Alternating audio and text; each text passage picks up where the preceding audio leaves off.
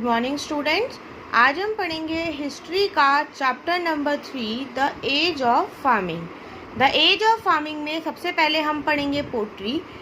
Farming gave rise to pottery making. Farming से pottery making start करी गई। At first they stored grains in large basket or they preserved it in pit or trenches that they dug below the ground. Starting में वो लोग जो भी grains को grow करते थे उनको बड़ी बास्केट्स में या फिर ज़मीन में पिट्स यानी गड्ढे खोदकर उसमें उनको स्टोर करते थे। Storage of grains till the next cultivation season created the need of pottery. जो ग्रेन्स को स्टोर किया जाता था उनको नेक्स्ट कल्टीवेशन सीजन तक स्टोर करके रखने के लिए पोट्री की नीड पड़ती थी। Many kinds of earthen pots were used by neolithic people.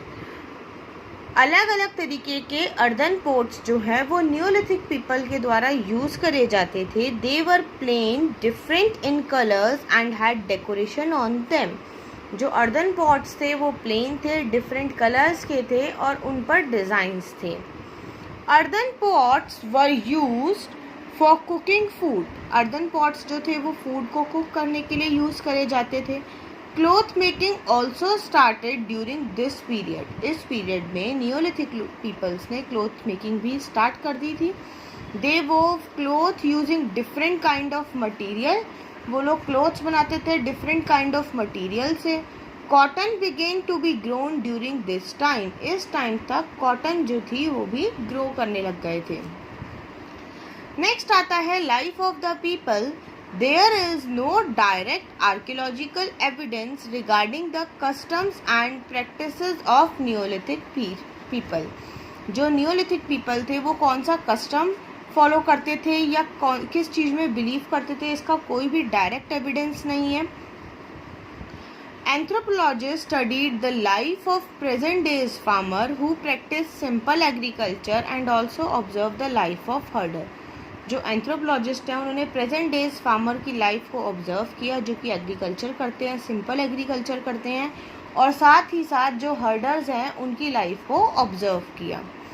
They made inferences that these farmers and herders lived in group called tribe, जिससे उन्हें पता लगा कि ये फार्मर्स और हर्डर्स जो हैं नियोलिथिक पीरियड के वो ग्रुप्स में रहते हैं जिसको क्या बोलते हैं, ट्राइब्स। द एल्डेस्ट और द स्ट्रॉन्गेस्ट वॉज लीडर। जो सबसे एल्डेस्ट और स्ट्रॉन्गेस्ट पर्सन होता था वो उस ट्राइब का लीडर होता है। Every member of the tribe was assigned a task और टास्क लाइक मेकिंग टूल्स और हंटिंग। ट्राइब के हर मेंबर को एक टास्क असाइन किया जाता था जैसे कि टूल्स बनाना या हंटिंग करना। People exchange there surplus with other surplus. लोग अपने सरप्लस को दूसरों के सरप्लस से एक्सचेंज करते थे और इसी को बोला जाता था बार्टर सिस्टम। बार्टर सिस्टम में क्या होता है, बार्टर सिस्टम में फॉर एग्जांपल अगर मुझे आपसे ये पेन लेना है और इस पेन की कॉस्ट है 5 rupees.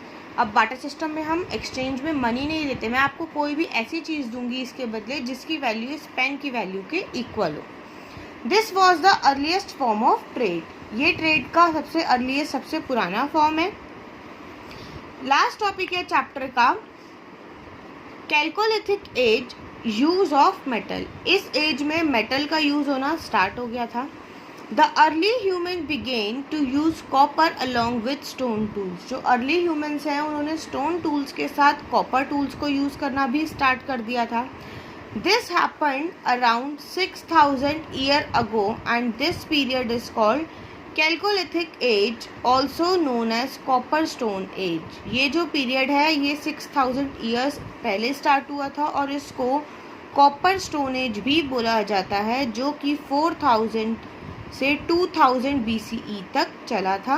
Copper came into use since it was stronger as compare to stone. Copper जब यूज में आया तो पता लगा कि कॉपर जो है वो स्टोन से ज़्यादा स्ट्रॉन्ग है। This chalcolithic age is important since it marks the shift from the use of stone to metal.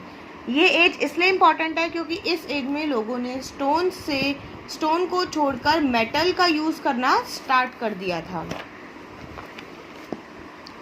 Material remained of the Stone Age have been found in northeastern state in Thiborongi, मिस मागिरी, सेलबैगरी and रॉनग्राम अलागिरी। जो stone as थी उसमें वो northern eastern states में ज़्यादा पाई जाती थी। In Mizoram and Manipur also remains of stone tools have been found. Mizoram और मणिपुर में भी स्टोन टूल्स पाए जाते थे। Daojali Hading in Assam is an important Neolithic site. Pestles and mortars, polished stone tools and some pots have been excavated from this site. ये जो sites थी यहाँ से पेस्टल, मोटर और कुछ पॉलिश स्टोन टूल्स हैं जो कि एक्सकेवेट यानी कि ख़त्म हो गए हैं। These finding points towards a probability that people were growing grains and using these grains to prepare food. In finding से पता लगता है कि जो पीपल थे, जो पहले के लोग थे, वो ग्रेन्स को ग्रो करते थे और उससे अपना खाना बनाते थे।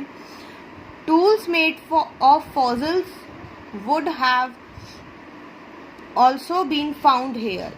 फॉसिल वुड से जो टूल्स बनाए गए हैं वो भी पाए जाते हैं। Another important find in a stone jadeite which most probably was brought from China. ये कहाँ से लाया जाता था? मोस्टली चाइना से। आपका यहाँ पे चैप्टर फिनिश हो गया है। इस चैप्टर के क्वेश्चन आंसर्स मैं आप लोगों को सेंड कर दूँगी।